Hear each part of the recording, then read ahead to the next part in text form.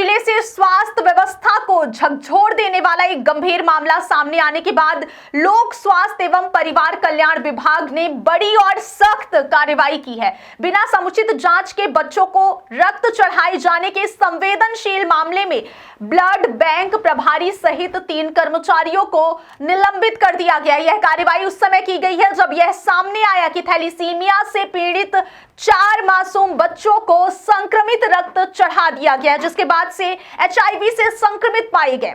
इस घटना ने न केवल स्वास्थ्य सेवाओं की कार्यप्रणाली पर गंभीर सवाल खड़े किए हैं, बल्कि प्रशासनिक और मानवीय जिम्मेदारियों को लेकर भी व्यापक चिंता पैदा कर दी है। मामले की गंभीरता को देखते हुए स्वास्थ्य मंत्री एवं उप मुख्यमंत्री राजेंद्र शुक्ल ने तत्काल इस पूरे प्रकरण की जांच के निर्देश दिए थे। इसके बाद राज्य सरकार ने आयुष्मान भारत के CEO डॉक्टर योगेश भरसट की अध्यक्षता में 7 सदस्यीय राज्य स्तरीय जांच समिति का गठन किया। इस समिति को पूरे घटनाक्रम की गहराई से जांच कर यह पता लगाने की जिम्मेदारी सौंपी गई कि आखिर इतनी बड़ी लापरवाही कैसे हुई और इसके लिए कौन जिम्मेदार है। समिति ने जिला चिकित्सालय सतना के ब्लड बैंक से जुड़े सभी प्रक्रियात्मक पहलुओं, रिकॉर्ड कर्मचारियों की भूमिका और रक्त जांच व्यवस्था की समीक्षा की। जांच समिति की प्राथमिक रिपोर्ट सामने आने के बाद शुक्रवार को लोक स्वास्थ्य एवं परिवार कल्याण विभाग की ओर से आधिकारिक जानकारी दी गई। रिपोर्ट के निष्कर्षों के आधार पर जिला चिकित्सालय सतना के ब्लड बैंक प्रभारी और 2 लैब टेक्नीशियनों को तत्काल प्रभाव से निलंबित कर दिया गया है। निलंबित अधिकारियों में डॉक्टर देवेंद्र पटेल, जो पैथोलॉजिस्ट और ब्लड बैंक प्रभारी के पद पर कार्यरत थे, साथ ही लैब टेक्नीशियन राम भाई त्रिपाठी और नंदलाल पांडे शामिल हैं। इन पर यह गंभीर आरोप है कि उन्होंने रक्त की अनिवार्य जांच प्रक्रिया का पालन नहीं किया, जिसके चलते संक्रमित रक्त बच्चों को चढ़ाया गया। इसके साथ ही विभाग ने जिला चिकित्सालय सतना को पूर्व civil surgeon doctor Manoj Shukla को भी कारण बताओ नोटिस जारी किया है। नोटिस में उनसे इस पूरे मामले को लेकर लिखित स्पष्टीकरण मांगा गया और स्पष्ट किया गया है कि यदि उनका जवाब संतोषजनक नहीं पाया गया तो उनके खिलाफ कड़ी विभागीय कार्रवाई की जाएगी।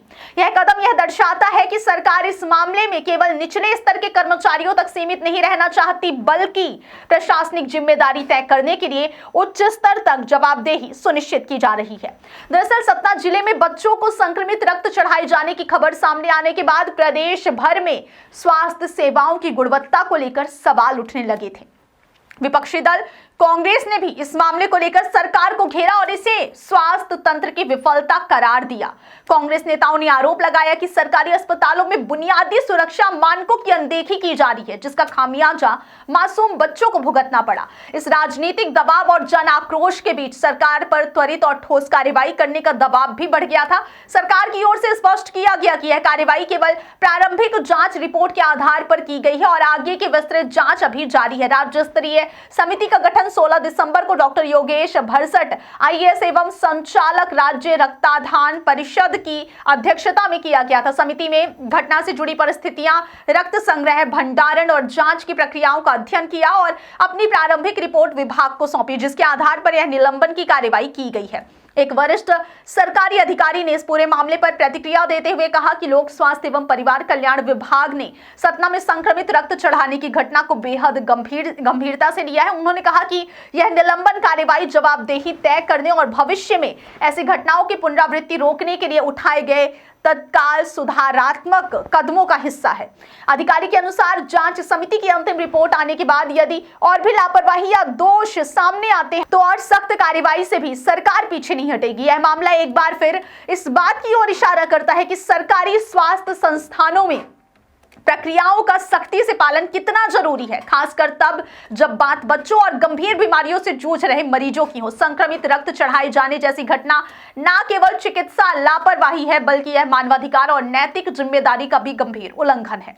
अब सबकी नजरें जांच समिति की अंतिम रिपोर्ट पर टिकी है, जिससे यह तय होगा कि इस त्रासदी के लिए पूरी तरह जिम्मेदार कौन है और क्या भविष्य में स्वास्थ्य व्यवस्था को और मजबूत बनाने के लिए कोई ठोस सुधार किए जाएंगे।